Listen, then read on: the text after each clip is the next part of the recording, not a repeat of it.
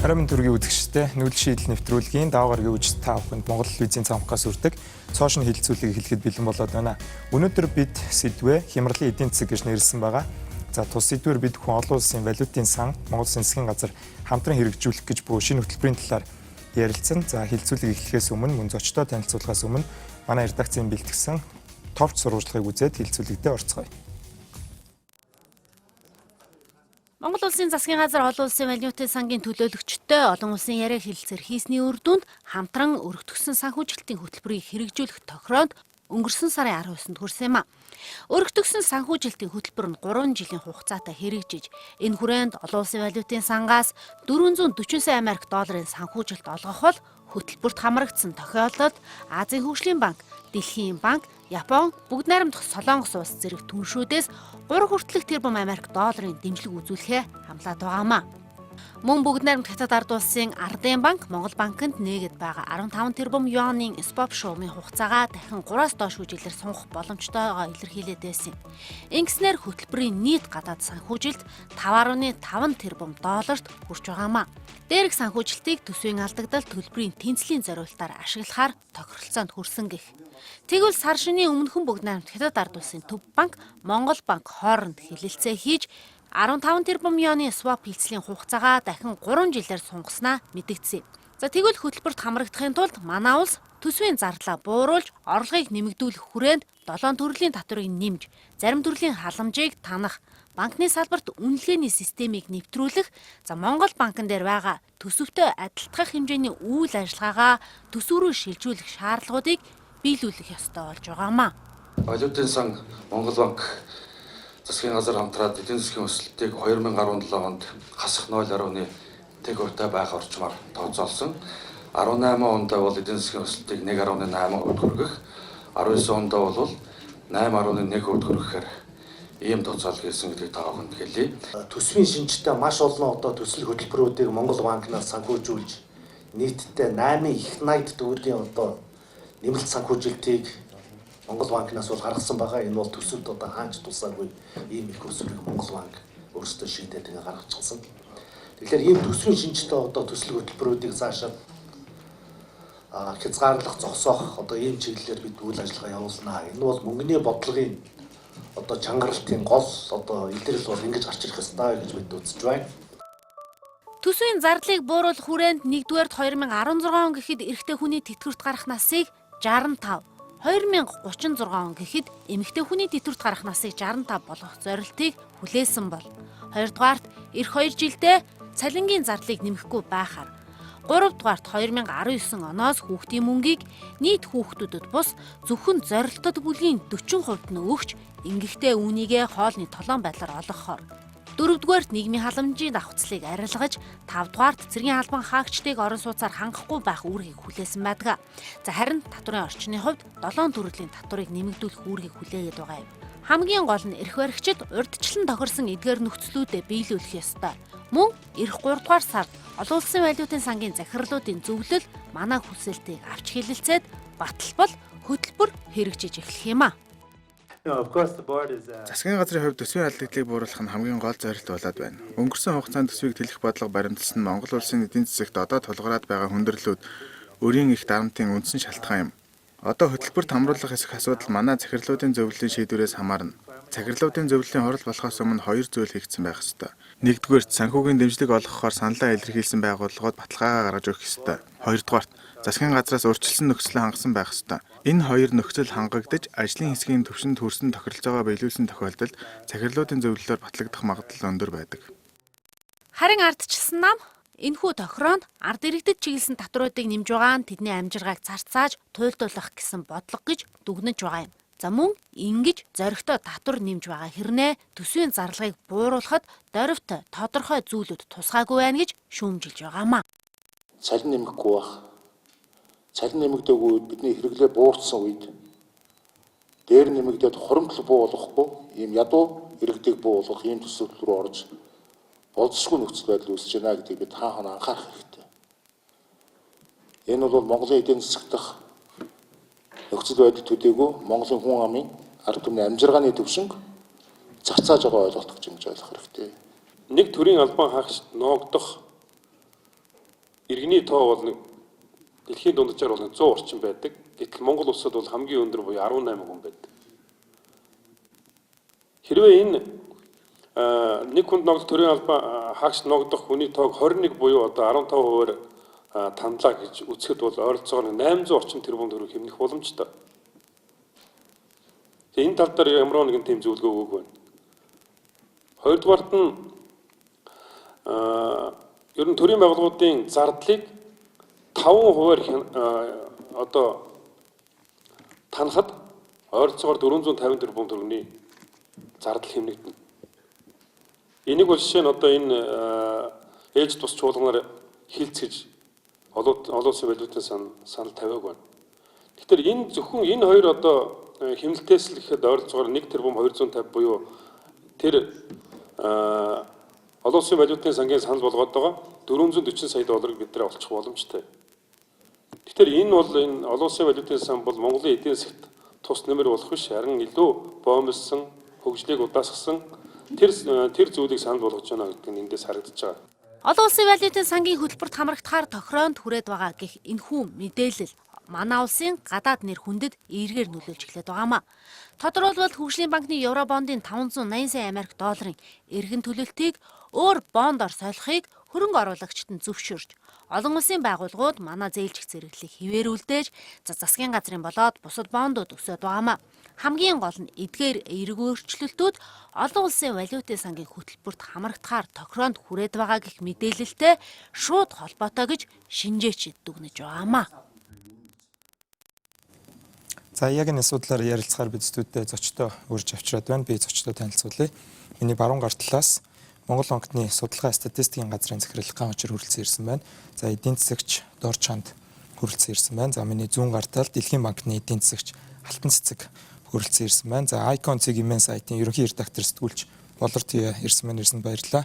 За мөн эдийн засгийн судалгаа эрдэм шинжилгээний хүрээлэнгийн захирал Төвшин Төгс нар хүрэлцэн ирсэн байна. За сая бас пакэж мэдээлэлээр гарсан одоо Монгол Улсын Хөгжлийн банкны бондыг Хуралдаан аймагт нэртэй засгийн газрын бондоор арилжаанд амжилттай яваад ирсэн сангийн амны төлөөлөл маань за энэ нэвтрүүлэгт оролцсон гэсэн боловч хүндэтгэх шалтгааны улмаас бас хүрэлцэн ирж чадаагүй байна. За бид уламжлал ёсоор Гого Цэгийн дээр өнгөрсөн баасан гарагаас эхлэн санал суулгаа явуулсан байгаа. Тэгэхээр олон улсын валютын сангийн хөтөлбөрт хамрагдсанаар манай улсад ямар давуу тал үүсэх вэ гэсэн 3 хариулгатай ийм санал суултанд за хариулсан онлайн хэрэглэгчдийн эдийн засгаас сэргээх зөв алхам гэж 47% нь үзсэн бол төсвийн орлогыг нэмэгдүүлэх давуу талтай гэж 8% нь үзсэн байна. За давуу тал үүсэхгүй гэж 45% нь буюу 117 онлайн хэрэглэгч хэлжээ. За тэгэхээр яг олон улсын валютын сан болон засгийн газар хамтарсан мэдээлэлээ бүтэнсэн өдөр хийснээс хойш бол хэвлэл мэдээллээр бол яг ийм хилцүүлэг бол их бага явсан. За анализ мэдээлэл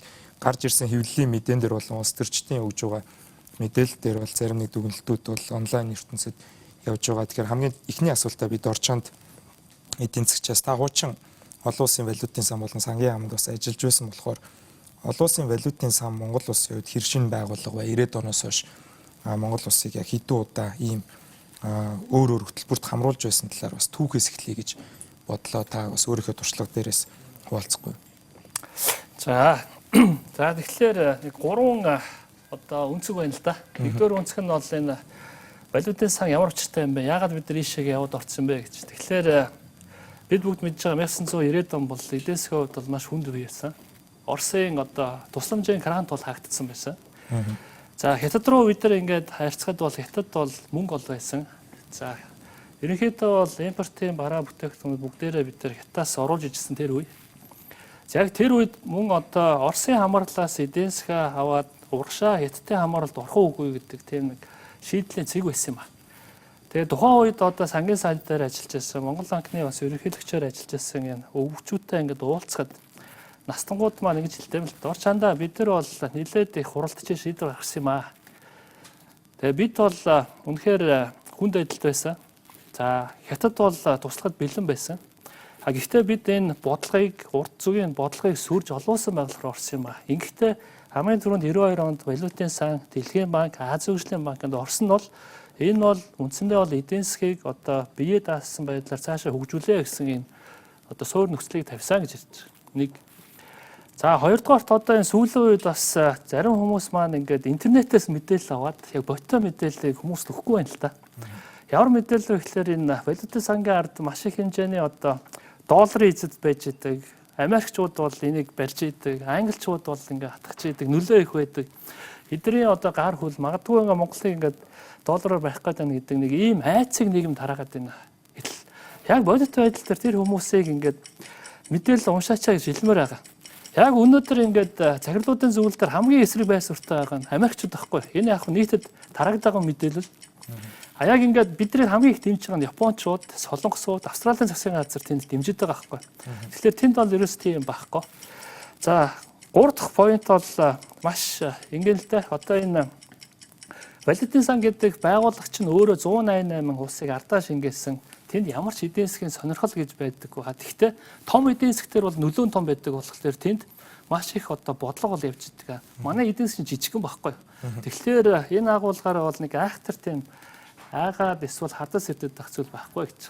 За баярлалаа. Тэгэхээр богино хугацаанд ч гэсэн бидэнд бас яаж энэ байгууллагатай харилцаж ирсэн, эдийн засгийн харилцаанд орж ирсэн талаар мэдээлэл өглөө. Тэгэхээр Монгол банкны зүгээс бол яг хамтарсан мэдээлэл дээр бол банкуд дээр шалгалт оруулна. За ипотекийн зээлийг бол Монгол банкнаас санхүүжүүлэхийг зогсооно гэдэг ийм энэ нэлээд олон тийм хариуцлагуудыг, шаардлагуудыг бас тавьсан байгаа. Шаардлагууд бол саналд нийцэхгүй байна гэдэг одоо хууль тогтоогчд маань бол байр суурь янз бүрийн хэвлэл мэдээллийн байгууллагад өгж байна л да. Тэгэхээр та бас саяын эхний сурвалжлаган дээр гараагүй байдлаар ямар ажлууд Монгол банк хийгдэж байж энэ хөтөлбөр Монгол Улсын засгийн газартай цуг хамтран хэрэгжих болсон талаар бас мэдээлэл өгж байгаа учраас. За тийм. Ер нь бол угаасаа энэ хөтөлбөр маань үндсэндээ 3 бүрдэл хэсэгтэй хөтөлбөр байгаа. Эхнийх нь бол мэдээж төсөв, хоёр дахь нь бол мөнгөний бодлого төв банкны үйл ажиллагаа, гурав дахь нь бол банк санхүүгийн зах зээл түвний дархлааг бий болгох, санхүүгийн зурчлалын ашиг нэмэгдүүлэхийг гэдэг чиглэлд явж байгаа. Тэгээд гол мөнгөний бодлогын хүрээнд авч хэрэгжүүлэх гэж байгаа гол зүйл бол яг л үнийн тогтвортой байдал буюу иргэдийн амжилгаанд нөлөөлж байгаа инфляцийг тогтвортой нам төвшөнд байлгах ёстой гэдэг тэр зорилттой хангаж яваа гэж. Тэр зорилтоо хэрэгжүүлэхийн тулд мэдээж төсөвтэй адилдах төсвийн шин чанартай үйл ажиллагаануудад оролцож ирсэн байдлаа зогсоо гэж байгаа. Гэхдээ 8% хөтөлбөрийн зээлийг бол яг одоогийн нөхцлөөр хэвээ үргэлжлүүлээ гэсэн. Учир нь бол 8% зээл маань эдийн засгийн өнөөгийн нөхцөл байдал иргэдийн амжилгаанд үзүүлж байгаа бод төв нэмрийнхээ хувьд зайлшгүй үргэлжлэх шаардлага байна гэдгийг бол мэдээж тайлбарласан. Энэний дагуу 8% зээл хөтөлбөр үргэлжлэе гэсэн. Гэхдээ санхүүжилтийн хувьд бол одоо жоохон бүтцэд нь өөрчлөлт оруулсан. Гэхдээ олон нийтэд мэдээлэхэд бол яг 8% зээл өнгөрсөн 3 сард ямар хэлбэртэй үргэлжилсэн цаашид яг энэ хэлбэрээр үргэлжилнэ гэж ойлгоно. Харин хөтөлбөрт орохын өмнө бол Монгол банкны бас нэг хүлээж байгаа нэг жижиг үүрэг бий. Тэрний юу гэхээр банкуудын бодит байдлыг бодитоор нь үнэлээ, тэдний активын хөрөнгийн үнэлгээг тодорхойлъё. Тэгэхээр үүнийг хийх олон улсын нэр хүнд бүхий агентлагуудыг сонгон шалгаруулах ёстой. Тэгэхээр энэтэй холбоотой олон улсад одоо нээлттэй зарлалаа бий болгож энэ сонгон шалгаруулалтын ажлыг бий болгож байгаа. Монгол банкны хувьд бол жишээ нь үүнийг хийх одоо хороо байгуулах ёстой. Энэ хороогоо байгуулсан. Одоо яг энэ нээлттэй сонгон шалгаруулалтын зарлалыг олон нийтэд тавихаар ажиллаж байна. За баярлалаа. Тэгэхээр энэ хөтөлбөр extended өргөтгсөн санхүүжилтийн хөтөлбөр гэж нэрлэдэг байгаа. Нэг хэсэг бол хэвлэлээр бол standby хөтөлбөр гээл.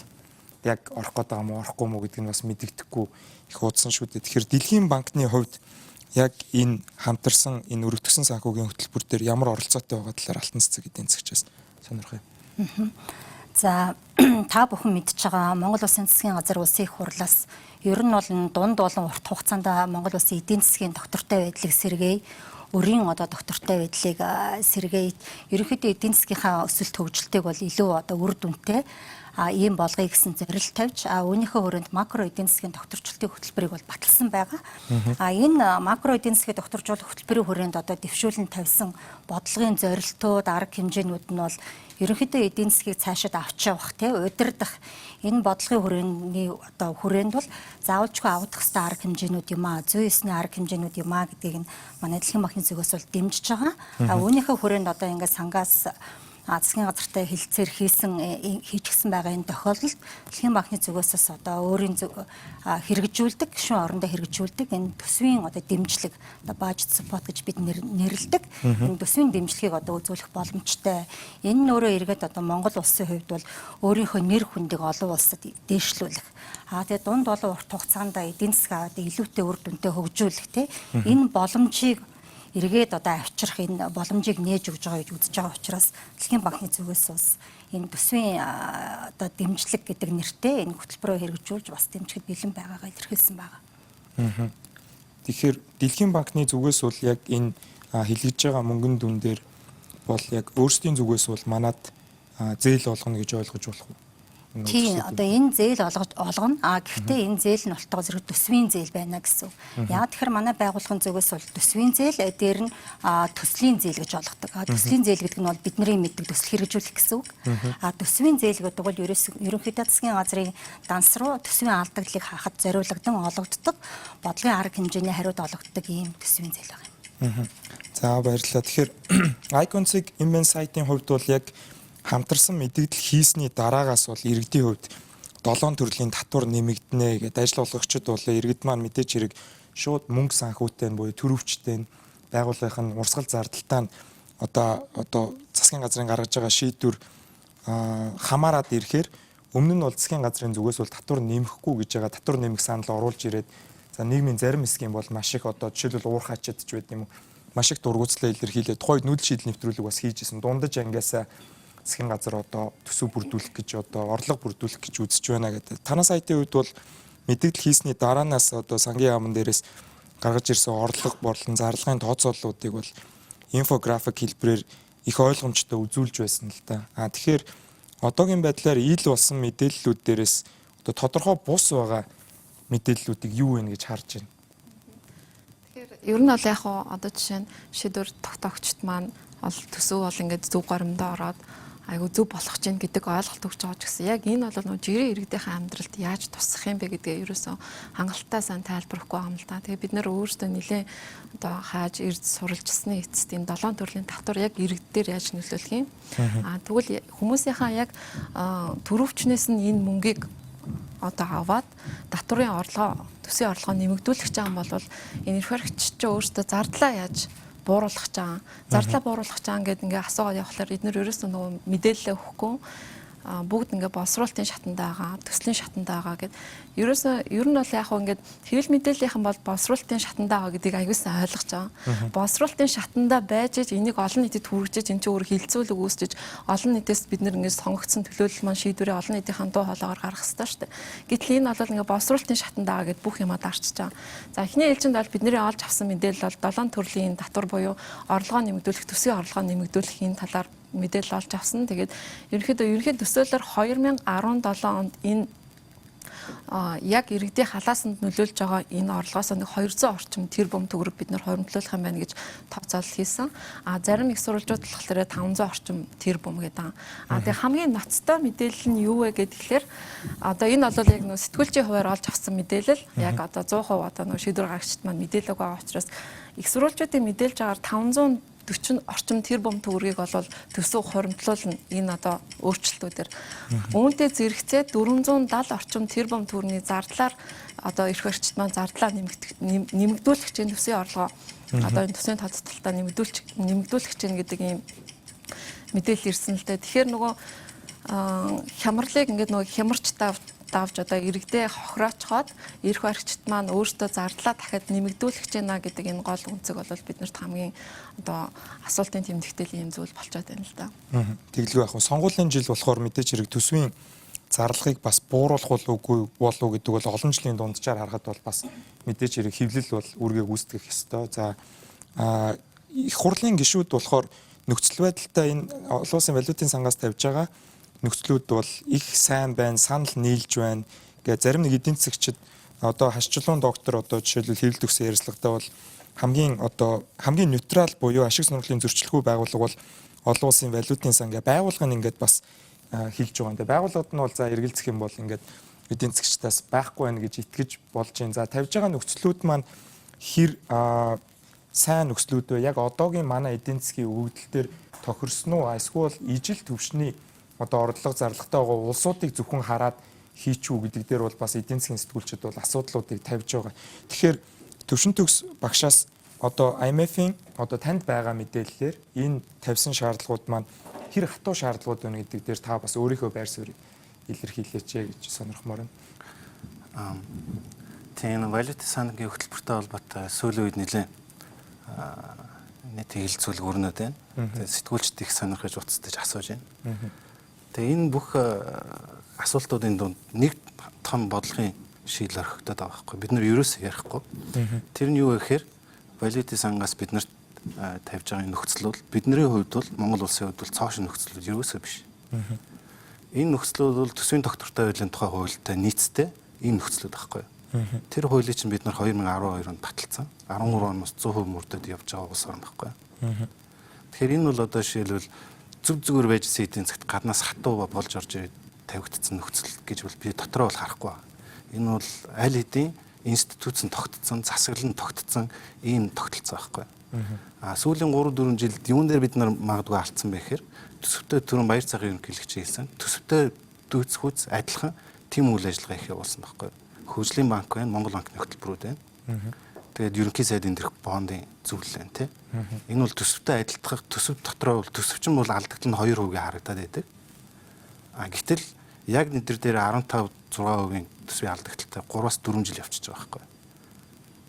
Ийм олон жил ийм өндөр алдагдaltaй явахаар өрийн хязгаар бол даваад явах нь бол ойлгомжтой. Тэгэхээр энэ яриа энэ хилцүүлэг дотроос мартагдаад байгаа байхгүй. Бид нар чинь энэ систем үшээ аль хэдийн энэ нийгэмдээ авчираад тавьсан. Бодлогын шийдэлтэй. Одоо зөвхөн тэрийг үзэл бодлогынхаа хувьд бүгдээрээ энэ ачаал бүгдлөгч хуулиасаа даахал асуудал байгаа байхгүй. Тэгэхээр энэ дээр анхаарал хандуулаасаа гэж хүсэж байна.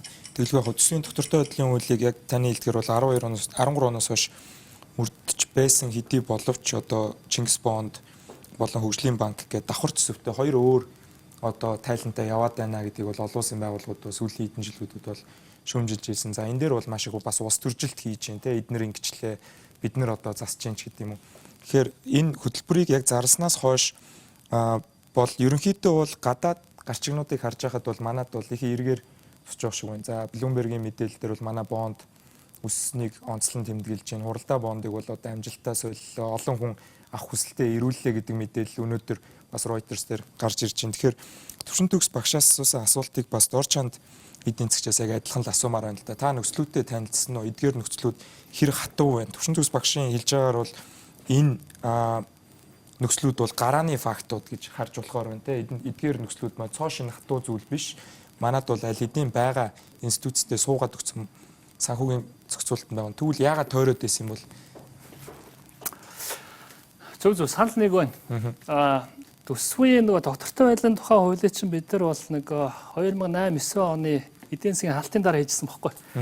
Тэг яалч яахгүй дэлхийн банктай нэлээд ярьж байгаад тэгээ олон улсын байгууллагатай ярьж байгаад ерөөсөө энэ сахилгын хотыг цааш сайжруулахгүй бол энэ улс төрийн намуудын амлалтууд энэ эдийн засгаж хэрэг гээд байна гэд. Тэгээ харамсалтай нөгөө манан үсэд хоёр нам чи хоорондоо тохиролцоод ирэхлээр хуулиа өөрчлөөд тэгээ хуулийн босгыг нь бол их сайн тавьж өгсөн шүү дээ. Бараг 4-3-аар тавьж өгсөн баг. 3-2 орчлоо. Тэгэхээр бид ингээ хичнээн сайн хууль хийгээд хууль хэрэгжүүлдэг тийм институц нь алах. Тус төрчтөн ч бас тэрийг ерөөсөө хэрэгжүүлэхгүй байна. Тэгээд хэрэгжүүлдэг төрийн байгууллагууд нь хүртэл эрд зөриг байхгүй байна. Тэгээд үр дүнд нь бид нар ийм байдлаар 4-5 жил явж ирлээ. Яг одоо валютын сангийн тавиад байгаа нөхцлүүд бол энийг болио буцаая. Монгол банк та Элбаа улсын төв банк яаж байдаг? Мөнгөний бодлогоо л хэрэгжүүлт. Түүнээс ч засгийн газар шиг битээ ингэж мөнгө хөвлөд хараагаад бай. За хөгжлийн банка. Уг нь бол хөгжлийн банк гэдэг чинь бид нар нөгөө төсвийн хүрээний арга хэмжээг хэрэгжүүлж чадахгүй томоохон төсөл арга хэмжээг хэрэгжүүлдэг арга хэрэгслийг бий болгоё гэд хөгжлийн банкыг хийсэн шүү дээ. Тэг хөгжлийн банк чинь өөрөө их усрын олон улсын зах зээл дээр босгоод том хэмжээний санхүүжилтийг хийнэ гэсэн чинь эцсийн дүндээ ерөөсөө төсөв шиг улс төрчтөн шийдэл энийг санхүүжүүлгээл тэгэл тэрнийхэн дагуу баах нийгмийн чанартай арга хэмжээг санхүүжүүлээд ингээд өнөөдрийн үр гэдэг чинь ингээ үүсчихэд байгаа нь энэ юм аа. Тэгэхээр энийг эргээ сахилга хатаа болгож байгаа энэ асуудал бол энэ хөтөлбөр дээр үнэхээр туссан байгаа. За энийг бол бид нэр хийгээд эхэлсэн гэж байгаа. Тэгвэл бас арай болоогүй энэ төсвийн тодтгол одоо орно. Төсвийн тодтголоор бол сая бас ингээд тэндээс санаа зовж шиг байна. Орлого талдаа яриад байдаг мөртлөө зарлага талдаа бол хэмнэлт хэрэгдэхгүй байна гэх. Валютын сангаас бол ойлгомжтой хоёр талын хоёуланг нь ярьж байгаа. Зүгээр засгийн газрын зүгээс бол нийтэд мэдэгдэхтэй зөвхөн орлогыг нь ярьсан баг. Парламент дээр ярихад бол мэдээж ил тодор ярих болохоор зарлага талд нь бол ярих баха. Яг энэ хөтөлбөрийг одоо цаашаага авч хэрэгжүүлээд батлаад явах үүрэг нь бол их хуралд байгаа. Ялангуяа 65-д бол байгаа гэдгийг бол дахин бас онцлж хэлмээр байна. За баярлалаа. Тэгэхээр ган учир захирлаас бол одоо бид зарим мэдээлэл ил тод гарч ирээгүй болохоор парламент яаж энийг ил тод хилцүүлэгдэх вэ гэдэг юмыг сая бас боловтой сэтгүүлч хөндөж ийн л та. Тэгэхээр Монгол банкны өмнөх удирдлагууд бол өсөлтийг өсөлтөөр гэдэг юмыг их ярьдаг байсан. Зөөлөн газар дууллаа, өсөлт санхүүжүүлнэ ч гэдэг юм уу те. Одоо өөр тийм зөвл одоо юм том улсуудын лидерүүдийн их хэрэгэлдэг нэр томьёонуудыг хэрэгжилж ирсэн. Тэгэхээр одоо болохоор илүү одоо шалгах байгууллагыг сонгон шалгаруулна. Мөн зарим одоо санхүүжүүлж байсан хөтөлбөрүүдээс гарна гэдэг юмыг ярьж байгаа болохоор өсөлтийг ингээд сааруулахаар инфляцийг бага байж чадахгүй. Энэ дээр яг макро тооцоонуудыг хийж амжсан байгаа болов уу танаа дээр? Тийм. Макро тооцоонуудын хувьд бол мэдээж олон улсын валютын сан Монгол банк хоёр эхлээд энэ бүх хөтөлбөрийнхаа нөхцлүүдийг тоглохоос өмнө макро бүх тооцоонуудаас эхэлж байгаа. Тэгэхээр төсвийн бодлого дээр гарч байгаа өөрчлөлтүүдийн инфляц дээр эдийн засгийн өсөлт дээр за энэ нөхцлүүд мөнгөний бодлогын бодлоготой холбоотой гарах юм мөнгөний агрегатууд зээлийн өөрчлөлтөөр гарах өөрчлөлтүүдийг бүгдийг бид тосч тооцож байгаа. Тэгээд энэ тооцооны үр дүнгээс харахад бол ерөнхийдөө бид бүхэн бас мэдээж ямар арга хэмжээ авах уу, ямар орон зай бий болгох уу гэдэг дээр мэдээж хоёр тал зохицолдог. Энэ хүрээнд ч гэсэн тохиролцсон зүгээр гол эерэг зүйл энэ бодлого энэ хөтөлбөрөөс гарч байгаа гол бодлого бол ерөнхийдөө төсвийн алдагдал маань шатраатай он жилүүдэд буурна. Энэ арга хэмжээнүүд маань зөвхөн энэ жилийн алдагдлыг бууруулах биш, цаашдаа тогтвортой алдагдлыг бууруулах тийм арга хэмжээнүүд байна гэдэг. Төсвийн алдагдал маань буурахлаар засгийн газрын үр буюу засгийн газрын үр буурах буюу засгийн газрын гаргадаг бондын хэмжээ багасж байгаа. Тэгэхээр банкуд маань өнөөдөр тэр засгийн газрын бондыг худалдаж авдаг. Тэгэхээр тэр бондын хэмжээнд багасхлаар засгийн газрын хувийн секторт гаргадаг зээлийн орон зай бий болж байгаа. Тэр утгаараа хувийн сектор идэвхжин хувийн секторын зээл бол 10-аас доош хүрээд өснө. Ингэснээр эдийн засгийн өсөлт эргээ сэргэнэ. Тэгээ нөгөө талдөө төсөв маань өөрөө бол чанга талдаа буюу төсвийн алдагдал нь багасж байна. Нөгөө талдаа эдийн засгийн идэвхжил маань сэргэнэ. За тэгээ мөнгө зээл нь бол хит их өндөр биш 10% өсөлт бол ерөнхийдөө мөнгө зээлийн өсөлтөд бол хэвийн түвшинд тооцогддог. За энэ орчинд бол инфляц бол ерөнхийдөө нэг 6-аас 7% түвшиндээ хадгалагдана гэдэг тэр тооцоог бол бид бүхэн хийсэн. Харин энэ инфляцтай төсвийн энэ нөхцөлтөө мөнгөний бодлого инфляц буугаад төсвийн алдагдал нь багасхлаар бол ерөнхийдөө буцаагаад мөнгөний бодлогыг нь бол зөөлөх орон зай бий гэж байгаа. Үүний үр дүнд бол эдийн засгийн өсөлт бол 18 оноос 8% хүрч тогтворчно гэдэг тийм төсөөллийг бол бид хүнээс. За эргээд нэг тойрчоод нэмээ. Нэг оролцогч маань бас 2 минут хариулдаг ба сүүлийн хагаст бид нар бол чөлөөтэй ярилцаж болно. Тэгэхээр алтан цэцэг эдийн засагчаас сонирхоход одоо бол яг олон нийт мэдж байгаа нь бол за 5.5 орчим тэрбум долларын одоо ингээ хөнгөлөлтөө санхүүжилт төсвийн алдагдал бол ингээд бусад хандивлагч байгууллагуудаас орж ирнэ гэдэг мэдээг ингээ сонсохоор шууд эерэг манайх шиг одоо өсөлт 1% байгаа үед бол шууд эерэг одоо энгийн эдийн засаг ойлгодог одоо над шиг одоо иргэн бол за ашгүйтэй доллар буурах нь гэж баярлах жишээ нэ. Гэхдээ яг ямар процессыг одоо дагаж явах вэ гэдэг дээр та бас өөрийнхөө мэдж байгаагаас бас танилцуулж болох уу? Одоо жишээлбэл өөр орнууд маань олон улсын валютын сан руу за Монгол улсад тэдийг зээлж чадхаар байна ч гэдэг юм уу те. Танахаас бол тэдийг өгнө, ADB-ийн тэдийг өгнө ч гэдэг юм уу. Тухайн мөнгөнд дөнгүүд бол ил болоогүй гэдгийг бол ойлгож байгаа. Тэгэхээр одоо парламент руу оруулахаас өмнө ер нь аль мэдээлэл нь ил болоод тэрний дараа бид нар ямар процесс дагаж яваад эдгээр мөнгө одоо манай зах зээл рүү шахагдаж орж ирэх юм бол төсөв рүү. За ер нь бол өмнөх одоо манай Монгол улсын өөрийнх нь хөтөлбөр хэрэгжүүлжсэн туршлагаас зарим нэг юм ярихад бол өмнө 2002-3 оны үед 2009-10 оны эдийн засгийн хүндрэл хямралын үед жишээлх юм бол хөгжлийн түншүүд засгийн газрын одоо хөтөлбөрийг хараад те эдийн засгийн одоо хямралыг даван туулах хөтөлбөр нь ямар байна? Үүнийг нь дэмжихэд одоо хэдийн хэмжээний тусламжийг одоо те тус бүрдээ гаргаж болохоор байна гэдгийг тэгээ үүдгийн нэгдсэн журмаар одоо хөгжлийн түншүүдийн уулзалт эдэр хийгээд ингээд амлалт үүрэг өгдөг байсан шүү дээ. За манайх хэдийн хэмжээнийхээ гаргана, манайх хэдийнхийг санхүүжүүлнэ гэд. Энэ жилийн нөхцөл байдал бол арай бас тийм биш байна л да. 5.5 тэрбум гэдэг чинь бол ерөөсөн манай Монгол улсын эдийн засгийг ирэх одоо 3 жилийн хугацаанд тогтворжуулахад хэрэгтэй байгаа тэр санхүүжилтийн шаардлагатай байгаа санхүүжилтийн хэмжээ 5.5 тэрбум хүртэлх гэж байгаа. Тийм учраас энэ одоо сэлэн буюу энэ хязгаар дотор багтаад хөгжлийн түншүүд маань тус бүрдээ хэдийн хэмжээний одоо санхүүжилт олох боломжтой энэ те энэ тухайн одоо байгууллагуудын өөрснийх нь бас зорилго дээр нь манай засгийн газрын одоо батлуулсан тэр макро эдийн засгийг тогтворжуулах хөтөлбөр те үүн дотроо ямар зорилт дэвшүүлсэн байна гэдгээс нь бас их хамаарна. Тийм учраас одоо юу гэдэг хэдий чиний одоо төсвийн сахилга батыг сайжруулах те өрийн одоо энэ дарамтыг бууруулах дунд хугацаанд эдийн засгийн доктортой өсгөж авч явуулах энэ зорилтууд нь хэр зэрэг хоорондоо уялдаа холбоотой тодорхой байна уу? Эдгээр зорилтуудыг хэрэгжүүлэхийн тулд ямар бодлогын арга хэмжээ авах гэж байгаа гэдэг нь тодорхой байх тусмаа энэ нь одоо түншүүдийн олох санхүүжилтийн хэмжээнд бас эргээр нөлөөлнө гэж бодож байна. Тэгэхээр ер нь бол манай талаас бас их зүйл хамаарах юм байна гэж ерөнхийдөө ойлгуул засгийн газар талаас их зүйл хамаарах юм байна тийм үү? Тий, ер нь бол энэ хөтөлбөр гэж бидний яриад байгаа зүйл маань ер нь цэвэр засгийн газрын хөтөлбөр шүү дээ. Одоо өөрөө бид нар те макро эдийн засгийг докторжуулахын тулд ийм хөтөлбөр санал болгож байна те. Ингээл үүндээ дэмжлэг авч байгаа гэсэн үг байхгүй юу? За манай сангийн яамнаас бас хамт олон оролцсон бол бас илүү сонирхолтой асуултуудыг бас тавьж болох байлаа. Гэхдээ удахгүй бас мэдээллүүдээ ил болгох бах парламент дээр ил хилцэгдэх ёстой болохоор за тэгэхээр Icon сегмент дээр гарсан бас нэг мэдээллийг сонирхмоор байна л да. Эрэгтэйчүүдийн насжилтын талаар. За эрэгтэйчүүдийн насжилтан дээр бол одоо тооцоол бас байхгүй байна. За Монгол эрэгтэй хүний дундаж нас ийм байхад одоо олон жил ажилласан эрэгтэйчүүд маань 5 жил тэтгэвэр аваад тэгэл бараг хадан гэртээ явах нь дээ гэдэг тиймэрхүү гарчигтай мэдээлэл гараад за тэр нь одоо Монгол Ардын намын бас өгж байсан мөрийн хөтөлбөртөө зөрөлдөж байна гэдэг дээр бас танад дээр шүүмжлэлтэй өнцгөр мэдээлэл гарсан байсан л та. Тэр яг мэдээ сурвалжлагыг инфографикийг хийхэд энэ хөтөлбөр манай насжилтын хөдөлмөрийн зах зээлийн насжилттай хэр уялдсан санагдсан болор тестүүлж байна. Тэгэхээр бид нар бол яг олон улсын валютын сантай хамтраад Монгол Улсын засгийн газрын хөтөлбөр хэрэгжүүлэх байна гэдэг мэдээлэлтэй зэрэгцээл олон нийтийн сүлжээгээр бол ингээд шуурал хэлсэн л дээ.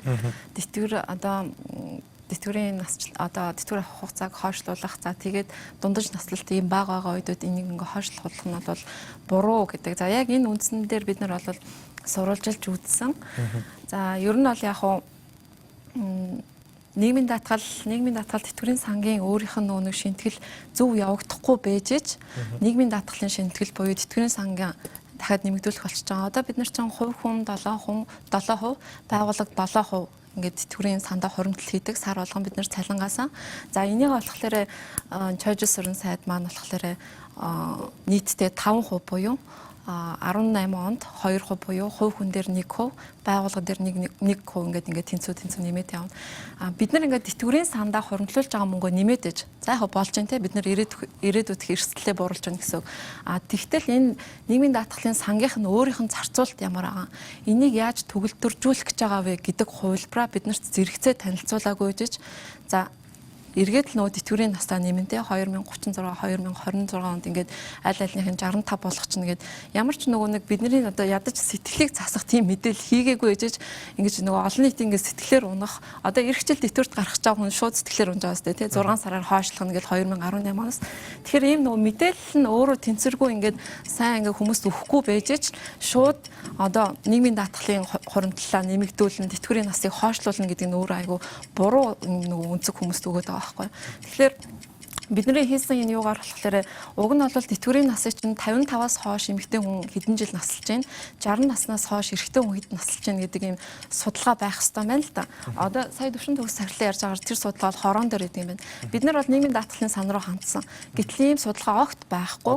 Одоо хийж эхлэх гэж байна гэдэг мэдээлэл өгч байгаа. Тэнгүүд бид нарт ямар онцгой гарч ирж байгаа гэхээр за манай засгийн газар те ямар ч хүн ам зүйн насжилтын судалгаа хийгээгүй мөртлөө зүгээр ижил төстэй орнуудын эдийн засгийн судалгаа хийнгүүтлээ тэтгэврийн насыг хойш сайжруулна гэдэг чинь хүн амынхан бодлоготой хэр нийцж байгаа юм бэ гэдэг бас нэг том асуулт гарч ирж байна л да. Миний одоо саяхыг ойлгож байгаагаар бол одоо компанид хоёулаа ингээд 50% хувьцаатай ингээд улс аваад компани аваа явъя гэж яагаад юу ч гэсэн хоёулаа оруулсан мөнгөө өсгөё гингүүтээ юунд хийх гэж байгаа гэхээр зүгээрээ болно гэдэгтэй одоо ямар ч тийм ихтгэл үнэмшил төрүүлэхгүй санагдаад байна л да. Яг өмнө нь яг энэ санал бол арай өөр тоогоор орлого орж ирээд за эргээд дахин сануулхад унсан. За тухайн үед унахад бол одоо ардын намын мөнх бат дарга гарч ирээд улс төрийн шийдвэр бид нэр татвар нэмэхгүй гэж хэлж ирсэн аа. Одоо болохоор дахиад энэ хөтөлбөртөө цуг ороод ирж байгаа. За орлого нэмэгдүүлэх шаардлага байгаа хэсэг дээр энэ 7 төрлийн татвар нэмэх шаардлагыг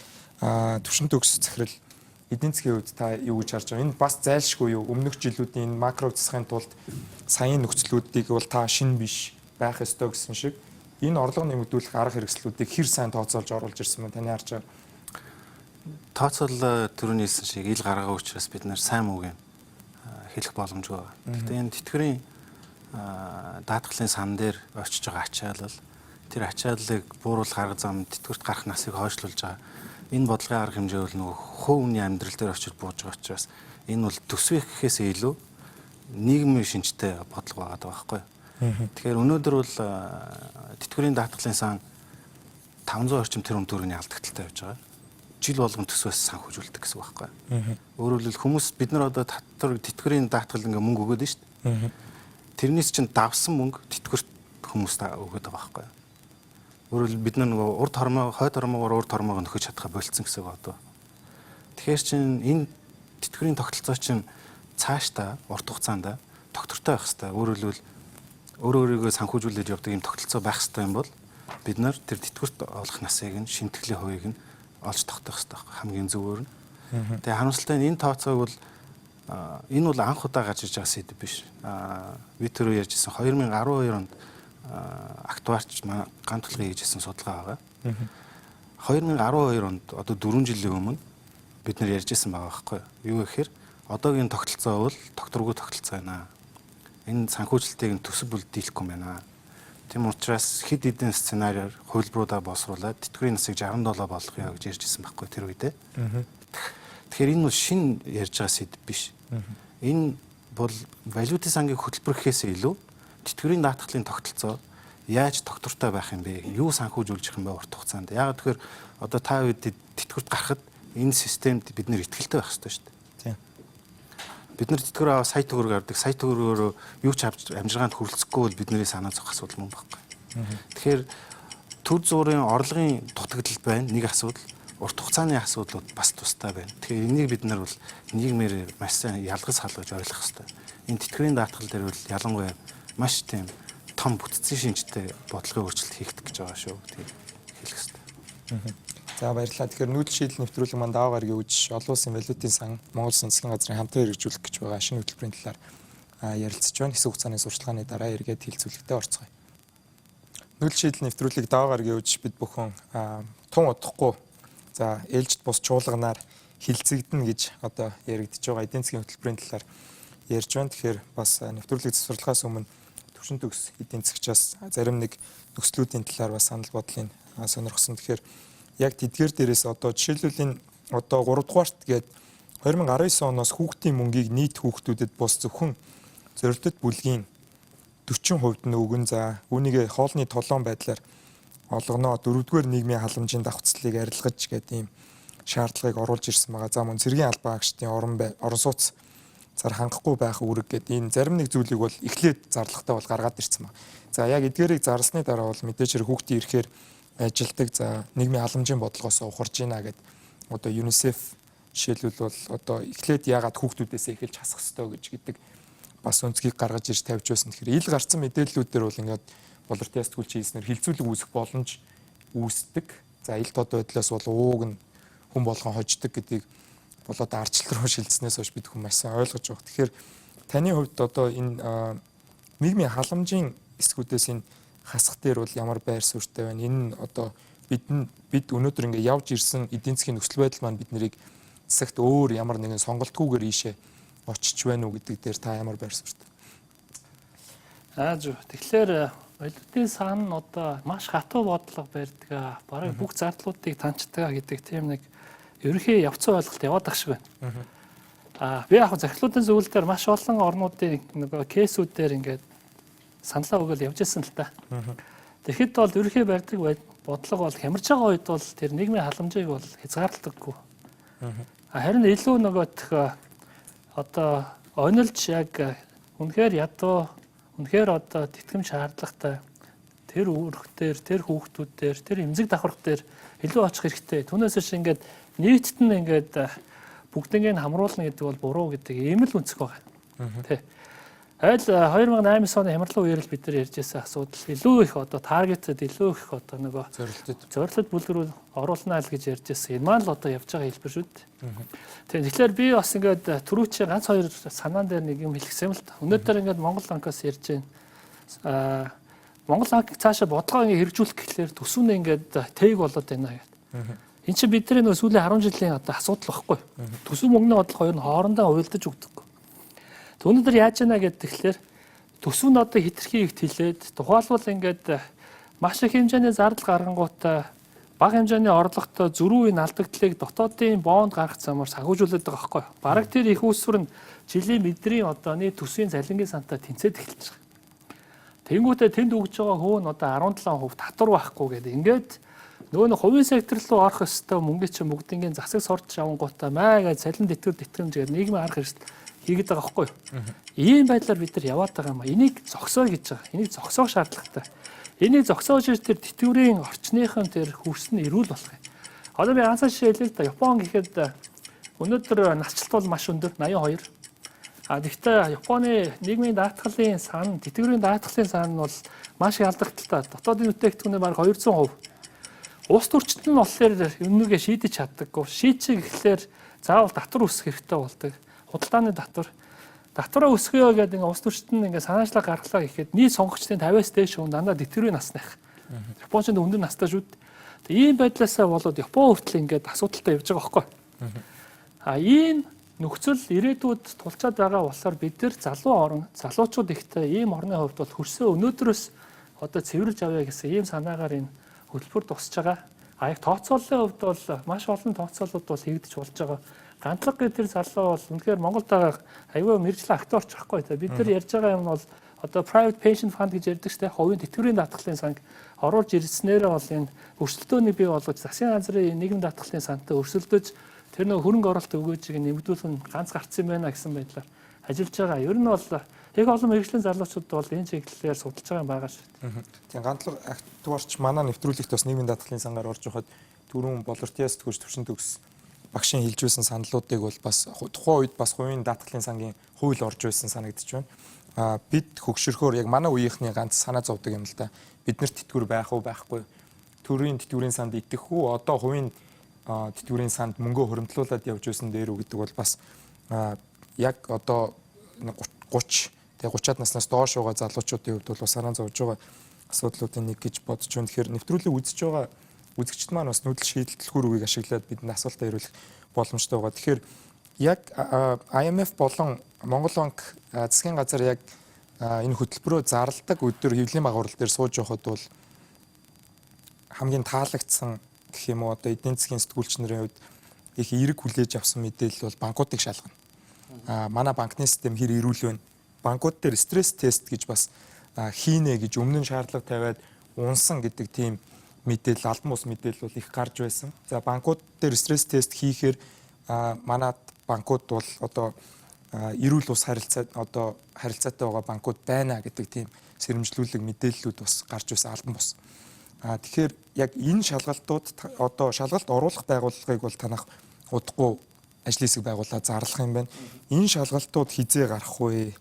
Хизээ явагдаж 3 сар болгон сангийн яамнаас бол мэдээ аваад ингээд харилцан мэдээлэл солилцоод явна гэдэг мэдээллийг бол хэвлэлийн мэдээнээс нь харсан болохоос биш яг банкуд дээр хизээ шалгалт оруулах уу? За тэр шаардлагатай байгаа санхүүжилтийн зарим банкуудад олгож заримд нь хязгаарлалт тавих ажиллагаа хизээнээс эхлэх юм бол тийм одоо банкны санхүүгийн салбарын дундаа банкны салбарын дархлааг нь бэхжүүлэх тийм санхүүгийн зуучлалыг ашигын дээшлүүлэх гэдэг тэр хүрээнд бол олон улсын валютын сангийн хөтөлбөртөөс зарим нөхцлүүд шаардлагууд бол тусаж байгаа.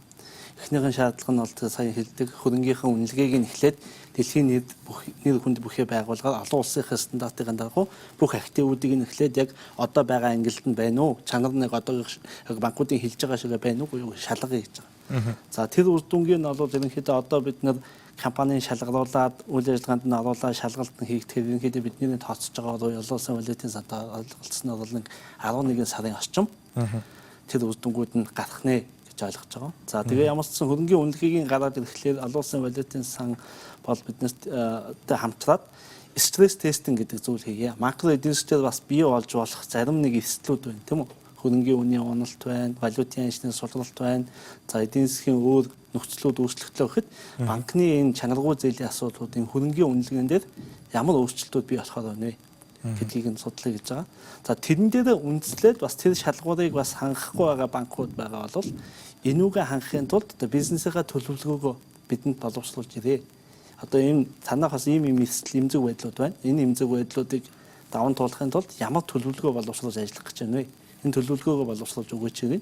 Тэр бол маань 18 оны эхний боловлаас эхлэх юм. За тэгээд энэ төлөвлөгөөгөө биелүүлээд чадаад бүх үйл ажиллагаа стресс тестээр хөрөнгөний үнэлгээнд зүгээр байгаа банкуд маань хийх үйл ажиллагаа явуулна. За харин магадгүй энэ явцад зарим нэгэн алдаа дутагдал байгаа бизнес төлөвлөгөөгөө хангаж чадахгүй байдал нөхцөл байдал үүсэхийг бас үгүйсэхгүй одооноос ил тод байх хэвээр. Энэ тохиолдолд бол мэдээж бас төрөөс санхүүгийн дэмжлэг үзүүлэх тэр чанаргүй зээлийн асуудлуудыг шийдвэрлэх ажлуудыг бол давхар авч хэрэгжүүлэхээр ойлголц тохиролцсон байгаа. Энэ дагуу бол энэ банкны дархлаагийн салбарын дархлаагийн сайжруулах, эдийн засгийн өсөлтийг дэмжих, хүс дэмжтэй байлгах, энэ санхүүгийн зурчлалыг үүргийг нь гүйцэтгүүлэх чиглэлд холбогдох арга хэмжээний шатаалт авахад олон улсын валютын сантай ойлголцсон. Тэгэхээр англи хэвлэлийн мэдэн дээр яг нэг зүйл бас нэмээд тодруулахад англи хэвлэлийн мэдэн дээр одоо хадгаламж эзэмшигчдийг хадгаламжийг даатгах гэдэг үг бас ороод ирсэн байсан. Өмнө нь бол манай хадгаламж бол даатгалтай байсан, түр батлан даатсан байж байгаад хэсэг хугацаанд хэрэгжээд болсон байгаа. Тэгэхээр тэрэн дээр ямар төлөвлөгөөтэй байгаа бол тийм Монгол улс угаасаа хадгаламжийн даатгалын тогтолцоо хөгжөөд үүсээд сангийн яам болон Монгол банкны санхүүжилтээр бас сан үүсээд тэр сан маань өөрөө харивжаад явж байгаа. Нэг өсөндө хадгаламж эзэмшиж байгаа хадгаламж 20 сая төгрөг хүртэл хадгаламж эзэмшигчд бүрэн даатгал хамрагдаа явж байгаа гэсэн үг. Гэхдээ миний сая хэлсэн үнэлгээнүүдийг хийх явцад зарим нэг банкуд дээр одоо жишээ нь эрсдэл эмзэг байдал үүслэхэд тэднийг маань бас бүрэн даатгагдсан байдлаараа даатгалынхаа сангаар хаах шаардлага гарч магадгүй. Энэ тохиолдолд хадгаламжийн даатгалын корпорацийн санхүүжилтийн сангийнхын хэмжээг нэмэгдүүлэх үйл ажиллагааг нь яг одоо энэ эрсдлийг даах хэмжээнд төгөлжүүлэх тэр шаардлагуудаас үүсэж байгаа. Тэр дагуу хөтөлбөртөөс хадгаламжийн даатгалын тогтолцоог илүү боловсронгуй болгохоо гэдэг үүргийг бас Монгол банк хүлээж. Монгол банкын санхүүгийн тогтвортой байдлын зөвлөл буюу Монгол банк сангийн яам санхүүгийн зохицуулахаар хол хүлээж байгаа. За баярлалаа. Тэгэхээр алтан цэцэг эдийн засгчаас одоо ээлжид бус чуулганыг бол засгийн газраас хүлээж ийн гэдэг мэдээлэл. Засгийн газраас одоо санал нь орж ирэхээр ээлжид бус чуулган хуралдана гэж байгаа. Тэгэхээр ээлжид бус чуулган маань энэ хөтөлбөрийг за хилцээд батлахыг гэхээс өмнө нөгөө бусад орнуудаас нөгөө коммитмент буюу одоо мөнгөн дүнгуудээ танаа болон бусад донор байгууллагууд руу ирүүлж амжихгүй бол яад юм бол энэ одоо би зүгээр тарааллын үед яаж явд юм бол сайн ойлгохгүй байгаа болохоор асууж байгаа шүү. Гэхдээ яг одоо 2017 оны төсөвтөө тодтол хийж баталсан байна гэдэг бол одоо нэг урьдчилсан нөхцөлийн нэг. Яг үүнтэй адилхан одоо яг энэ хөтөлбөрийг санхүүжилтийн хувьд одоо дэмжиж оролцох гэж байгаа хөгжлийн түншүүдийн зүгээс эдийн хэмжээний одоо санхүүжилт гарах боломжтой юм бэ гэдгийг гаргаж өгнө гэдэг бас л одоо үүнтэй адилхан нэг л нөхцөл тоо. Тийм учраас энэ бүх процесс жишээлх юм бол одоо яг юу гэдгийг захирлуудын зөвлөлөөр ороход ийм нөхцөл биелсэн байх хэрэгтэй гэдэг 3-4 нөхцөл тавьсан байгаа бол эднэр нь дистаратаа явна гэсэн үг биш те. Бүгдээрээ л одоо дор энэ нөхцлүүд биелсэн байх хэрэгтэй гэдэг утгаараа одоо засгийн газарч бай, хуралч бай, бусад дэмжиж байгаа түншүүдч бай өөр өөрийнхөө процедураар энэ асуудлаа явуулж гинэ л гэсэн үг л дээ. Тэгэхээр яг засгийн газрын хувьд бол ингээд түрүүн болортын сэтгүүлч хэлснээр орлогоо нэмэгдүүлэх саналууд нь бол бас нэлээд тодорхой байгаа боловч бас зардлаа нэмэх гээд байна гэдэг дээр бол ямар хязгаарлалтуудыг хөтөлбөрийн хүрээнд оруулж өгсөн байт юм бол хэрвээ засгийн газар яг урд өмнөх их хурал уучлаарай урд өмнөх жишгийнхаа дагуу за улс төрийн нөхцөл байдал болон одоо дахиад сонгуулийн жил гэдгийг хэлхээс өөр аргагүй 100 хоногийн дараа бас сонгуул болох гэж байна. За тэгэхээр зардлаа ингээд нэмээд оруулаад ирэх юм бол 3 сар тутамдаа ингээд бие бинийгээ хянах энэ механизм ажиллана гэдэг байгаа. Тэгэхээр сангийн яам дээр яг тусгай үүргийн одоо хүн сууд юм уу эсвэл төслийн ажилтнууд хянаад явд юм болов мэдээлэл нь яаж дамжд юм бол процессын хувьд алтан цэцэг гэж байна. За ер нь бол туршлагууд дээрээс шүү дээ. Урд өмнөх туршлагуудыг харж байхад бол хөтөлбөр тохирлоо тэнд нөгөө бодлогын дарга хэмжээгөө тохирчсан байгаа. За үүнийг мэдээч хэрэг захирлуудынхаа зөвлөлд оруулахын тулд эн чинь хууль ёсны одоо баримт хүчээр баталгаажсан байх ёстой. Тийм учраас одоо юу гэдгийг 2017 оныхоо төсвийг тодтогсон байна гэсэн нөхцөл төр тохирсон бол одоо бид нар жишээлх юм бол их хурлаараа баталчихсан 2017 оныхоо төсвийн тодголыг одоо үзүүлнэ, харуулнаа. Аль тэр байгууллагынхаа хуульч тий. За өшөө одоо юу гэдэг өөр ямар нөхцөл тохирсон байгаа. Түүнийг одоо хууль ёсны баримт бичиг гэж авч үзэж болох үз тийм хүчинтэй баримт бичгээр баталгаажуулдаг. Тийм учраас ямар ч жижиг бай одоо ямар ч салбарын одоо нөхцөл бодлогын арга хэмжээ байлаа гэхэд үүнтэйгээ холбоотой ямар шийдвэр гаргаж болох уу тий. Аль талыг илүү тоймлж харж үзэж болох уу. Энэ бүх үйл ажиллагаа бол нэгсэндээ зэрэг параллельнэл явагдаж байх хэвээр. За баярлалаа. Тэгэхээр болортын сэтгүүлчээс одоо чуулган болтол сангийн яамнаас танаа дээр гарсан тоон мэдээллүүд өөрчлөгдөөдсөн л та. Яг одоо хилцүүл яг мэдээллийн дараа танаа дээр гарсан мэдээлэл мөн iTunes гэмээр сайтн дээр ингээд ийм 7 төрлийн татварыг нэмнэ гэдэг. Танаа дээр болохоор ажил олгогч болон хувь хүн тань дээр ийм дарамтууд ингэж ийм огноогоор орж ирэх гэж байна. Дараа нь тоон өөрчлөгдсөн байсан. Тэр сангийн яам тоогоо шинжилж өгсөн үү? Тэр нь болохоор нөгөө хувь хүний орлогын албан татвартай холбоотой цалингийн интервал нь өөрчлөгдсөн. Ер нь бол яг нөгөө цалингийн интервал нь 5-500 мянгаар явж байсан. Одоо жишээ нь 10% хувь хүний орлогын албан татварыг 15, 20, 25% ингээд шатлалтай болох энэ цалингийн интервал бол өөрчлөөд одоо яг боловсруулалтны шатанда явж байгаа учраас тэгж өөрчлөлт оруулсан. Яг энэ нь бол сангийн яамны өөрсдийнх нь яг мэрэгчлэтнүүдээс баталгаатай их сурвалжаас авсан мэдээлэл. За ер нь бидний нөө олж авсан мэдээлэлээр бол 2-7 хоногийн өмнө буюу цагаан сарын баярын өмнө засгийн газрын хуралдаанаар одоо IC-ийн нэмэн дээр хамгийн сүүлд мэдээлэгдсэн байгаа цалингийн интервал бол ерөнхийдөө засгийн газрын гишүүд шийдэл түрээд тохиролцсон гэдэг мэдээлэл авсан. За үүгээр болохоор ерөнхийдөө бол яг хувь хүмүүст хэрэгцээтэй мэдээлэл гэх юм бол ер нь бол одоо бидний төлж байгаа хувь хүний орлогын албан татвар бол 10% байгаа тийм. Энэ болохоор сая 500 хүртэлх цалинтай хүмүүст бол энэ хിവэрэ байх юм байна. Сая 500-аас дээшээ орлоготой хүмүүст нь тодорхой шатлалаар нэмэгдээд явна. Тэгээ дээрэс нь одоо эрх баригчид маань юу гэж тайлбарлаад байгаа гэхээр татварын энэ шинжилсэн тогтолцоо бол биднэрт хэрэгтэй. За хөгжингөө оронд ч гэсэн энэ бол байдаг. Энийг бол хүлээн зөвшөөрч болно. Юу гэхээр одоо бага орлоготой ирэх орлогын албан татвар тодорхой хэмжээгээр буурна. За яг энэ судалгаагаар болохоор манай эзэн судалгаагаар нийт иргэдийн нэг 85 орчим хувийнх нь одоо энэ хувь хүний орлогын албан татвар ерөнхийдөө дарамт буурна. 10-аас доош хувь руу орох юм боломжтой. 10 болон 10-аас доош хувь руу. Сая 500-аас дээш төгрөгийн цалинтай хүмүүс тэгэхээр нөгөө нэг 15, 20, 25 гэж шатлсан татваруудаа орно. Тэр нь болохоор нийгмийн ерөөсөө нэг 5-аас 15% байт юм байна л та. Ингээд татварын шатлалт бол буурчин гэдээ бид нарт аягүй сайхан ойлголцож байгаа. За бидний одоо төлөх татвар ингээд эрхчлээс буурах юм байна. Ингээд аягүй гой ойлголт өгчөнгүүд л нөгөө нийгмийн даатгалын шинтгэлээр 1-1% нэмээ явуулчихлаар бидний орлого 85% нь эргээд буурч байгаа юм л та. Яа тэгэхээр одоо бидний яг авж байгаа үндсэн цалингаас чинь эхлээд боддог 10% нийгмийн даатгалын шимтгэлээ дээрээс 1% нэмчихлээр бидний нийт орлого бол нэг ойролцоогоор нийт иргэдийн цалин авж байгаа иргэдийн 85% нь орлого бол тодорхой хэмжээгээр буурч байгаа юм байна гэдэг судалгааг бид нэр хийсэн.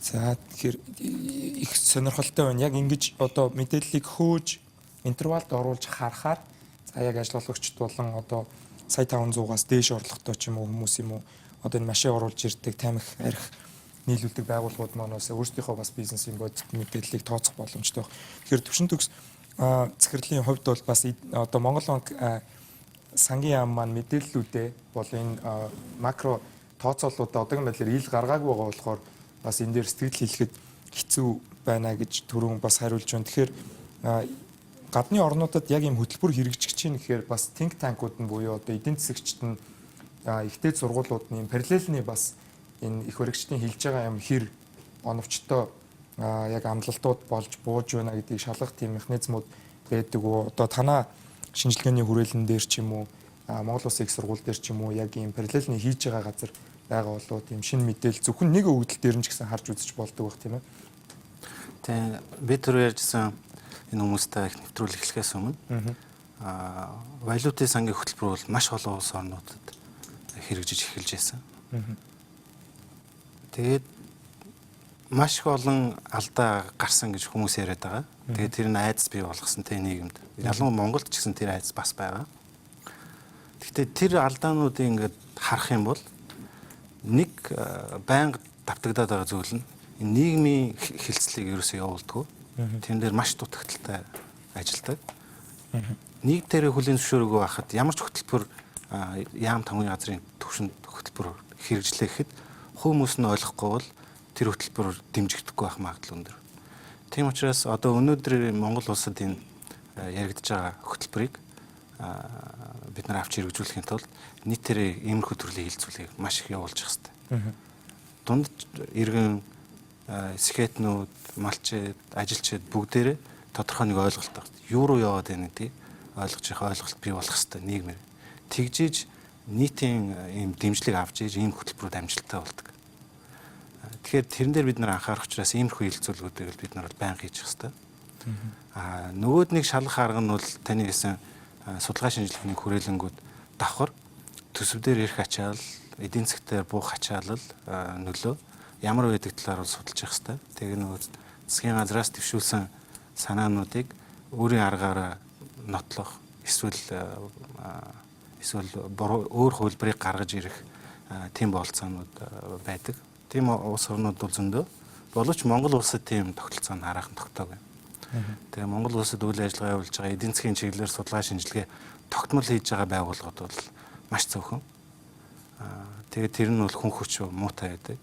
Тэгэхээр иймэрхүү макро эдийн засгийн нөлөөллийн судалгааг байнга тогтмол хийж иж ер нь бол өөрийн гэсэн түүхтэй болох хэвээр.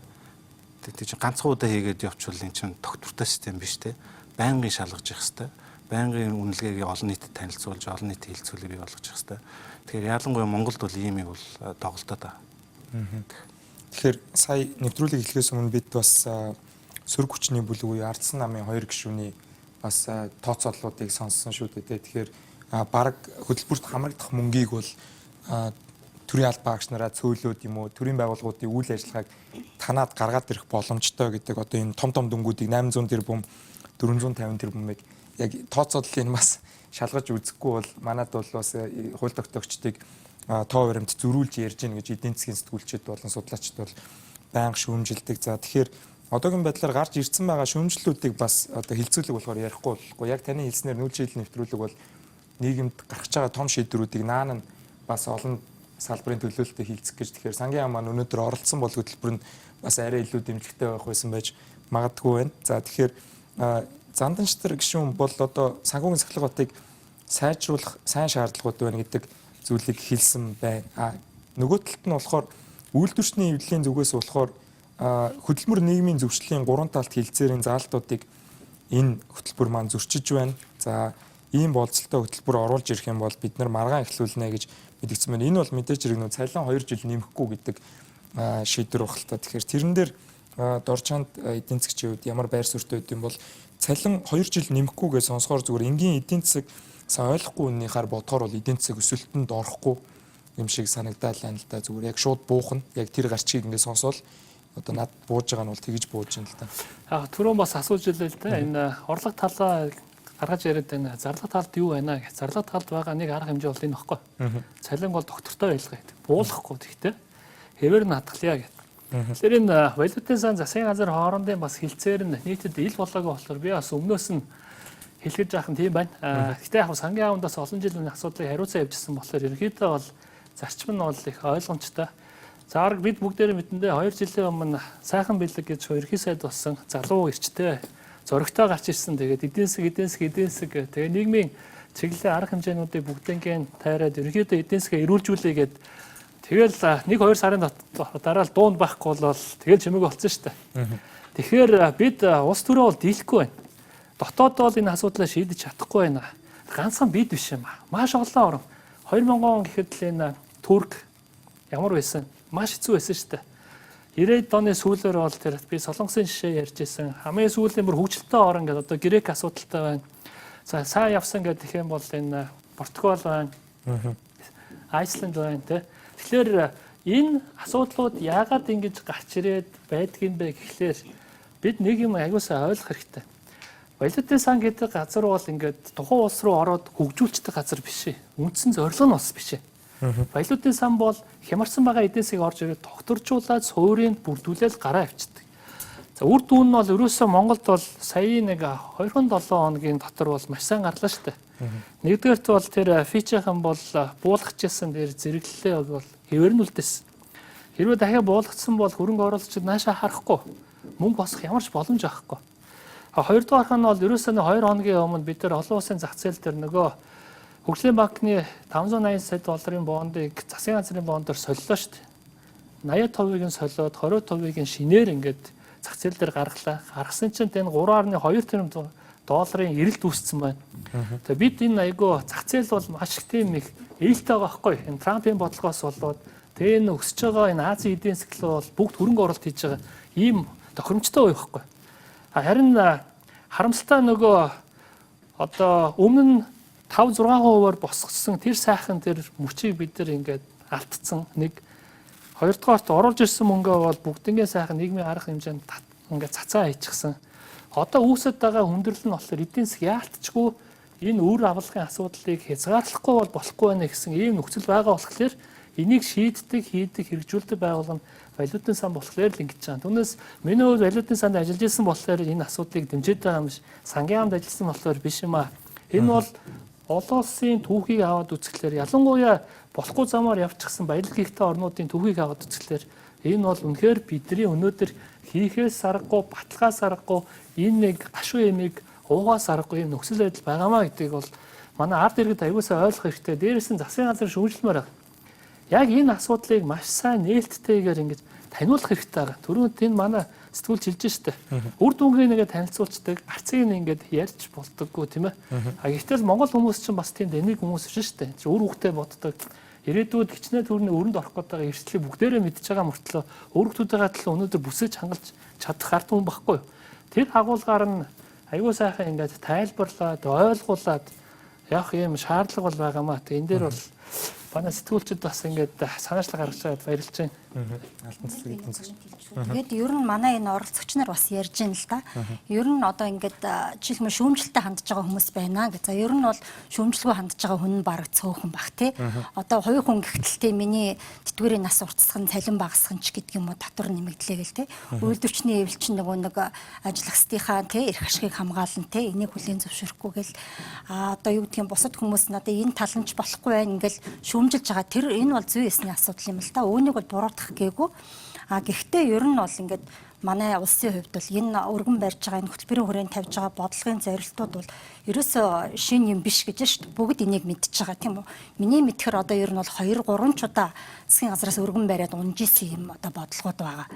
Тэгвэл зэрэг биднэрт өнөөдөр нэгэн удаа гарц маань илүү хумигдмал одоо сонголт айгүй хумигдмал байгаа тохиолдолд бид нар одоо хямралын нөхцөл байдалтай байгаа эдийн засгийн тухай ярьж байгаа учраас бидэнд энэ үндэсний хэмжээний зөвшөлтсөл маш их чухал байна тий. За мэдээч хэрэг ийм сөрөг тал байна, ийм давуу тал байна. Гэхдээ бид нар 2-3 жилийн хугацаанд бас ингээд жаахан сахилах баттай болж яваа. Тэрээс шинэ улс орон энэ төсвийн байдал энэ бүхэн ч одоо нэг шүүр шанах шиг юм биш шүү дээ. Тодорхой хэмжээний сахилах баттай, тодорхой хэмжээний нэг дээвэр дор бүгдээр ингээд нэгтгэдэг, нэгдмэл төсөвтэй юм байх хэрэгтэй. Тийм учраас үндэсний хэмжээний одоо зөвшөлтсөл одоо бүх талын оролцогч нар тий улс төрчдөөс ахуулаад жирийн иргэдэг хүртэл одоо үүнийг жаахан ойлгож мэдэж тий давуу болон сөрөг тал өөрт одоо унах унац тий нөлөөлөх гэдгийг бас хооронд нь жигэнж үзэж байгаад бас засгийн газрын зүгээс дэвшүүлж байгаа энэ арга хэмжээнүүдээ бас дэмжүүл яасан бэ тий тэрэн дээр одоо болортой явас хэлжсэн энэ нөгөө таниулах тайлбарлах тийм үү Тэгвэл одоо ингээл таксинд суух чинь ингээ айгүй нервтэй байгаа байхгүй. Оо энэ болж байгаа бутж байгаа юм алга те татвар нэмж хаяад те одоо би бол тэтгэврт гарахгүй ингээл ингэж байгаа байхгүй. Тэгэхээр энэ тайлбарлах, таниулах энэ татврын чинь цаана ямар бодлого явж байгаа юм те тэтгэврийн сан гэдэг ч одоо юу болчиход байгаа юм бэ? Цааш те бидний өөрс садад ямар нөлөө үзүүлэх гээд өнөөдөр энийг засаг маань дахин энэ бодлогыг оруулж ирээд тийм үү? Үе үеийн засгийн газар л өөрийг оруулж ирж штэ. Тэгэл бид нар чинь тал талаас нь ингээд бөмбөгдөл унгаадаг. Тэгээ энийг аягүй сайн уйгахгүй те бүх талаас нь тооцоо судалгаа, таниулах, тайлбарлах ажиллагаагаа их сайн явуулах хэрэгтэй байна. За тэгэхээр Монгол банкны төлөөллөгөө болохоор бас нэг саяхан гарсан шийдвэрийг бас энэ хөтөлбөртөө хамаатай юм болов уу гэд асууж байгаа шүү. Саяхан 25,000 хүнийг тий 25,000 хүнийг зээлийн харж гсалтаас чөлөөллөө гэдэг мэдээ ингээд одоо баярын өмнө гів гинт гараад ирсэн. За ямар нэгэн хилцүүлэггүйгээр тэгээд нэг удаагийн бодлогын гэдэг үг ингээд урд нь зүүцсэн ба. Нэг удаагийн бодлогын гэхээр нөгөө Монгол банкныхан чинь бид нар мөнгөний бодлого гэдэг юм ярьдаг болохоор одоо тэрийг бол бас манай хэвлэлээр нэг сэдв болсонгүй л дээ. Тэгэхээр энэ хөтөлбөртөө ямар нэгэн байдлаар холбоотой юу? Яг бол өмнө нь явсан одоо компаниудыг өршөөх 2-3 удаагийн алхмыг давтаж хийлээ гэдэг эдийн засгч нар их шүүмжилсэн. Яг бол эний чинь нэг хийд юм аа. Хоёр хийчих юм бол хүн татвар төлөхөө болчт юм аа. За саях болохоор банк ус ажилуулдаг одоо бизнесмэнүүд бол ингээд Twitter бас сошиал медиа дээр үгүй ингэчих юм бол тэгвэл зээлийн түүх үүсгэж яах юм бэ?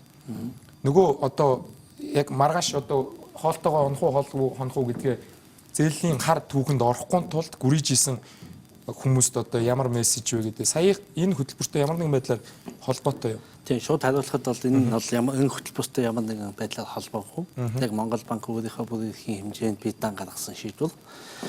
Зүгээр энэ шийдвэрийг яагаад гаргах болов ямар ч шалтгаан байв гэдэг түүхийг зүгээр товч хэлэхэд бол Монгол банк ялангуяа одоогийн шинэ удирдлага ажиллаа авснаас хойш бас олонний дунд олонтой уулзаж бодит байдлыг мэдэрч тэдний бас хүсэл асуудлыг сонсож шийдэж болох тэгсэн мөртлөө тэр санхүүгийн болон банкны эдийн засгийн үйл дагавар багтаа тэр асуудлуудыг шуурхай шийдвэрлэх гэдэг суур зарчим байж байгаа. За энэ дагуу ч гэсэн олон нийттэй уулзаж явах явцад бол олон нийтийн зүгээс бол ерөнхийдөө бидний ганц удаагийн санамсаргүй алдаа утасны төлбөрийн хугацаанд нь төлөөгүй зээлдээ төлдөг байсан та үйлцснаас болоод бидний зээл жагсаалтууд болсон чинь 5-6 жил одоо өөр банкнаас зээл авахд хүндрэл учирт юм аа. Хүүхдээ сургалтын төлбөрт өгөхөд шаалтгүй мөнгө олдохолоод сургалтын төлбөрийн зээл авцсан. Гэтэ тухайн үедээ яг санхүүгийн нөхцөл байдал муу байсан учраас тэр нэг жижиг хугацаанд нь төлж чадаагүйгээс болоод нэг ийм юм руу орсон чинь дараа өөрөө хэрэглээний бизнесийн бас бусад зээл авах гэхлээр энэ маань 6 жил одоо тэр дансандаа бүтгэхтэй бидний үйл ажиллагаа эрхлэх болцоо хязгаарлаад байна гэдэг. Тэгэхээр энэ 25,000 зээлдэгчийн материалыг ингээ яг нарийн сайн ингээд харилцагчаар харах юм бол нэг ийм төрлийн гинэн нэг удаагийн санамсаргүй байдлаар үүссэн тэр хэсгийг дээр нь л хамаарч байгаа үйл ажиллагаа. Түүнээс яг одоо олон тэрбумаар ч юм уу эсвэл бизнесийн зээл аваад банкныхаа одоо өмнө хүлээсэн үүргээ зөрчөөд одоо тэгээ явж байгаа тийм том зээлдэгч нар бол байхгүй.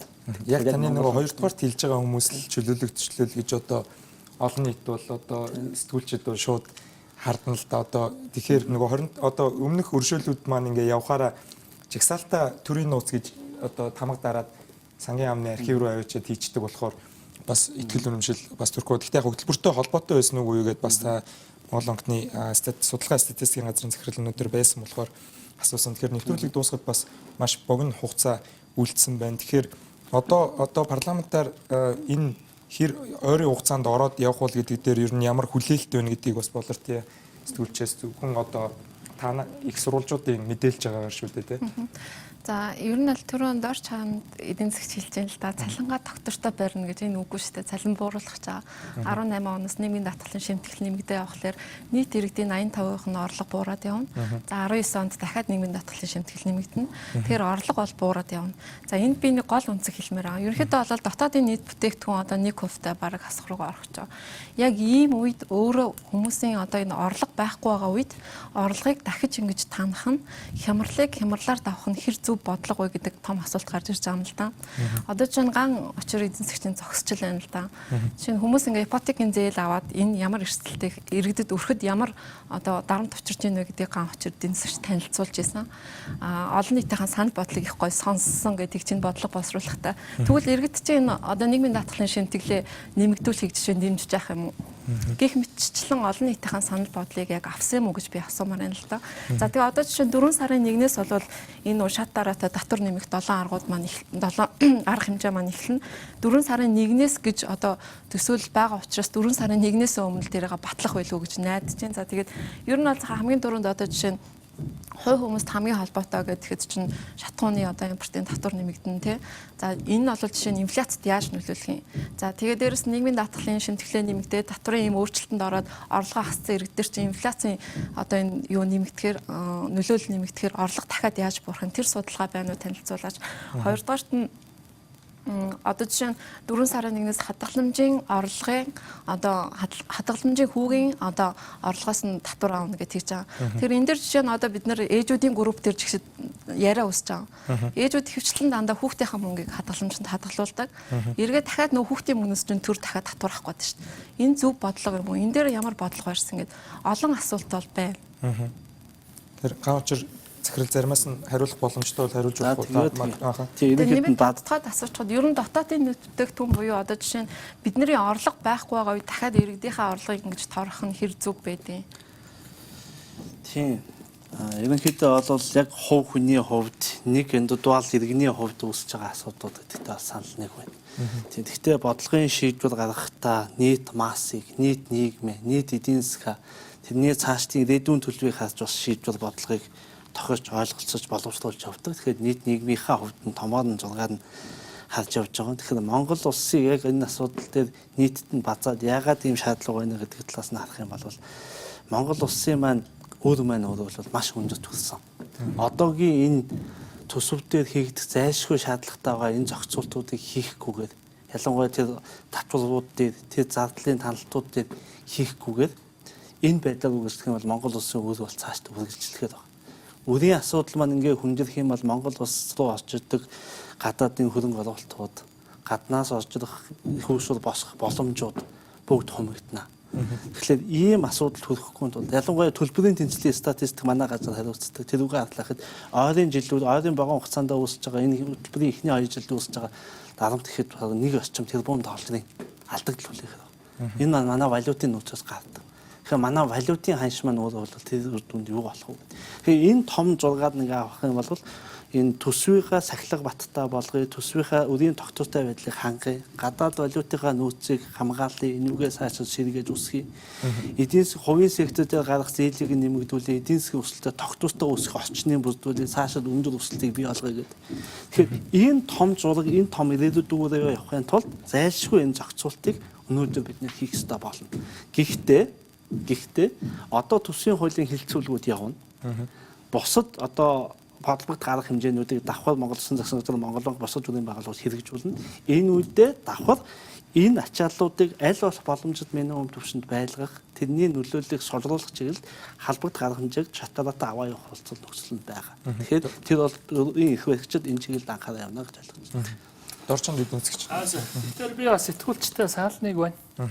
Юун дээр вэ гэхээр цөөхөн дарга нарын тэгээд цөөхөн компаниудаас болоод буруу шийдвэрээс нь болоод яахлаараа арт түмэн нийтээрээ энэ охирлыг нуруунд дээр үргээд барагдуулах хэрэгтэй юм шудраг юм уу гэд.